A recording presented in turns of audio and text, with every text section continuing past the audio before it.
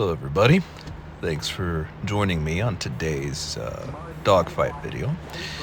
We'll be fighting an F-5E3 today, and you can see here setting up the F-4 for good old-fashioned guns-only duel. I've got the F-4 loaded up with 3 Sparrows, 1 ECM pod in the front left intake rail, and 4 Sidewinders. So this is not a stereotypical YouTube dogfight where the F-4 is on minimum fuel and a couple of Sidewinders. We are running this airplane in a realistic configuration, and we're going to see how we do against an F-5 here. This fight, like any BFM fight in the F-4, is a ballet of patience. So unfortunately, we're not working with a situation where you can just turn the jet twice, yank the stick a couple of times, do a Cobra, and kill the bandit. With these earlier generation jets, you have to be patient, you have to manage your energy, and you gotta be smart. So we'll see how smart I do on this. We're gonna make a left-hand entry here. Fighting the F-5 is difficult, not necessarily because it's a fast or particularly maneuverable airplane. It's because it's just so difficult to keep sight of. Even with the zoom and all the things, keeping tally on an F-5 is just really difficult. And the F-5's ability to disappear itself can be a real pain in the neck if you get into a close range fight in this thing. So coming in right here,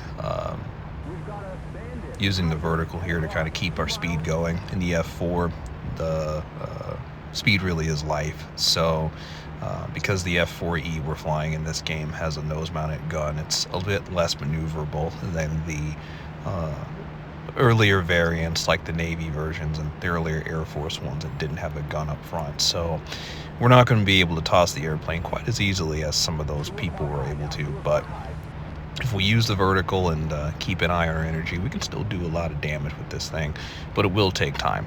So right now I'm doing a visual scan to see where the F-5 is going to pop out from.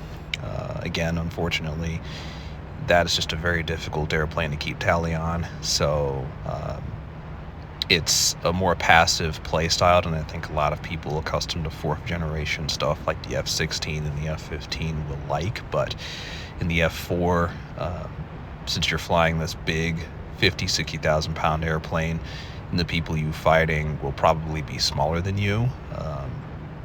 A lot of the times, not always, but most of the time, the bandit you're fighting is going to pop up on your 6 in one form or another. So when that happens in the F-4, try not to panic. Just remember that you can maintain speed, maintain energy, and change your direction.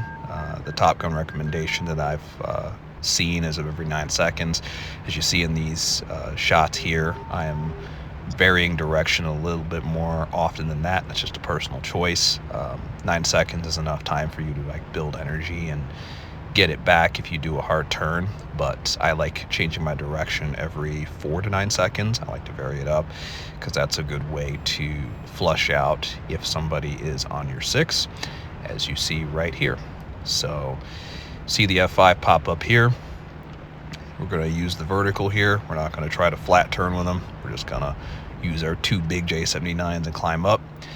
Don't quite make the turn there to bring the nose back down, but that's fine. A couple of vertical scissors works in our favor here. So as he comes down, I'm going to point the nose up.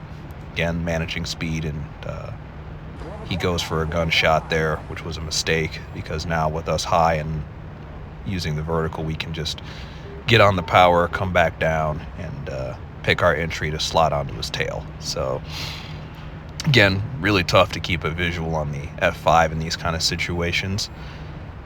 So if you have some challenges in seeing the F-5 when you're fighting it, don't feel like your computer or your screen or your eyes are broken. That's just how it is, and as I understand it, that's how it was in real life too. So we're going to do a bit of a barrel roll, low yo-yo kind of transition, get situated here on the F-5. Again, it's a game of patience here. I try for the gunshot, But in truth, I knew it was low probability from the setup, but it wasn't going to cost me much in energy to make that happen. So I took the shot, didn't hit, but the point I want to make there is if you can make a low probability gunshot work without cashing in a lot of energy, go for it, but try to avoid yanking your nose around to get a snapshot kill of the F4 if you can. And the reason is, if you do that and it costs you energy, it's going to be a lot harder to get it back than in something like a 4th gen fighter. So we see the F5 come up in the vertical. Again, that's more to our advantage than him. So we're going to do another low yo-yo here. He does a dumps his nose and turns the other way to kind of jink us off, but it doesn't matter. I'm just going to manage our speed and closure to get right underneath him, and things are looking pretty nice down here. So again, the game is patience. Don't try to yank the nose around like you would in something like an F-16 or an F-15, where if you do go for the low probability high angle gunshot and miss, you can just unload and get on your power. In these older jets like the F4, Mirage, MiG-21, you really have to conserve your energy, because if you do that and you miss, you are a sitting duck. So we're going to now close on the F5. Adios, Bandit. Just for the record here, I also have my gun sight set to air to ground with the mil reticle of 55. It seems in my observation that the air-to-air default configuration is a little bit short. So for kind of these medium range gunshots, setting the reticle to air to ground seems to help with accuracy on that point. Those of you who have tried other settings, feel free to share in the comment section so we can all kind of see if that works or not. And there we have it. So Bandit's dead, job's done. Now for the lessons learned here. 1, again, you want to conserve your energy. It's a game of patience, really. Fighting the F4 effectively is about conserving your speed, conserving your turns, because the more you turn, the more energy you lose. The more energy you lose, the more vulnerable you are. Second, understand that if you are in a dogfight in an F4, it's just going to take time to collect the bandit. That's just the nature of the beast when it comes to a jet like this. You're going to be doing a lot of rolls, a lot of yo-yos, a lot of vertical transitions, and it's not going to be a one-turn shoot kind of situation like you do with something like a MiG-29 and an R-73 or F-16 and an AIM-9X, right? It's going to be a bit more dynamic. It's going to take more time, and while you're doing vertical loops and rolls and low yo-yos and transitions, you're opening yourself up to getting third-partied. And especially when you're in that last component of the dogfight and you're bringing the guns on for a tracking shot, that's a perfect opportunity for somebody's wingman to come up and kill you. So while you can affect a gun kill in an F4 against an F5, and you can do it if you just take your time, use the vertical, do those things.